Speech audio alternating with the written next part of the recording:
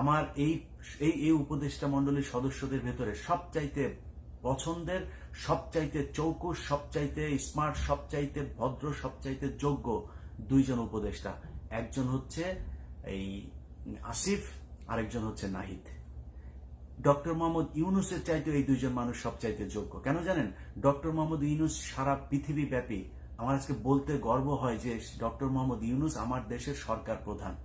এটা কাউকে বলে পরিচয় দেওয়ানোর দরকার। ডক্টর মোহাম্মদ ইউনূস বললেই সবাই চিনে। তার চাইতে এরা যোগ্য। কারণ কি জানেন? এই মানুষগুলো এই ডক্টর মোহাম্মদ ইউনূসকে বাংলাদেশে এনেছে। এই জন্য এই দুইজনের ব্যাপারে খুব হিসাব করে কথা বলতে হবে। নাহিদের শরীরের সেই মারধরের সেই দাগ আপনারা দেখেছেন। তারপরও তারা ঠিক ওই জায়গাতে দাঁড়িয়েছিল যেখান থেকে তারা আন্দোলন শুরু করেছিল। অতএব নাহিদকে ওই করতে গিয়েছে, আপনার শপথ পড়তে গিয়েছে, আর সে কমপ্লিট স্যুট পরে যায় নাই, আপনার ইয়েদের মতো, অন্যান্য উপদেষ্টাদের মতো দামি দামি শার্ট প্যান্ট পরে যায় নাই। এই জন্য সমালোচনা করা যাবে না। কারণ এই জামা কাপড়, এই একই শার্ট প্রতিদিন পরবে, খুব গরিব হিসাবে সে দেশ চালাবে, এটাই হচ্ছে আমরা চাই।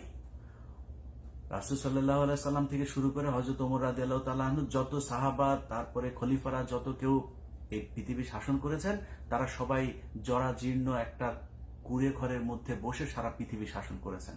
তাদের নিজেদের ঘরের সম্পত্তি বাড়ে নাই, তারা রাষ্ট্রের সম্পত্তি, রাষ্ট্রের মানুষের সুযোগ সুবিধা বাড়ানোর চেষ্টা করেছেন। অতএব এই দুইজন এই কি পড়লো না পড়লো এটার দিকে তাকানোর দরকার নাই। ওনাদেরকে যারা স্যার বলেছে এটা নিয়েও দেখলাম কিছু কিছু মানুষ সুশীল কিছু কিছু সমালোচনা করছে। মমতাজকে স্যার বলেছিল, তো ম্যাডাম বলেছিল সেনাবাহিনীর colonel, lieutenant colonel, major general, তখন খারাপ লাগে নাই আপনাদের? এই দেশে মুরাদকে স্যার বলেছে পুলিশের এসপি, তখন খারাপ লাগে নাই? ডিসিরা স্যার বলেছে, খারাপ লাগে নাই? ময়মনসিংহের নাজিমউদ্দিন আপনার 5 মিনিটের আপনার এই 3x বের হয়েছিল, তখন খারাপ লাগে নাই?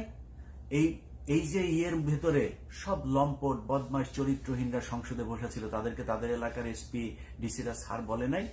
তখন কোথায় ছিল আপনাদের এই সমালোচনা? এখন আসিফকে কে স্যার বলেছে এই জন্য আপনাদের গায়ে লেগে যাচ্ছে।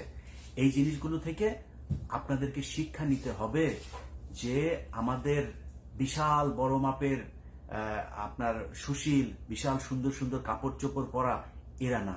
আমাদের দরকার হচ্ছে সৎ, যোগ্য, যে বাংলাদেশের মানুষের পক্ষে কথা বলবে। দেশের চরম মুহূর্তে যারা ডিবির হাতে আটকের পর চরম মারধর, রিমান্ডে যাওয়ার পরেও বেরিয়ে এসে যারা বাংলাদেশের মানুষের পক্ষে কথা বলতে পারে, আমাদের সেই ধরনের নেতা দরকার। অতএব এই আসিফ এবং নাহিদ এদেরকে নিয়ে যখন সমালোচনা করবেন, তখন আপনাকে মাথায় রাখতে হবে যে তারা যেই সময় যা করেছে ওই সময় আপনি কি করেছিলেন। সমালোচনা করার সুযোগ আছে, এখন যা করছেন কোনো সমস্যা নাই, এটাই তো গণতন্ত্র। আপনি যে আলোচনা করতে পারছেন, একজন উপদেষ্টাকে নিয়ে কথা বলতে পারছেন, এটাই হচ্ছে গণতন্ত্র।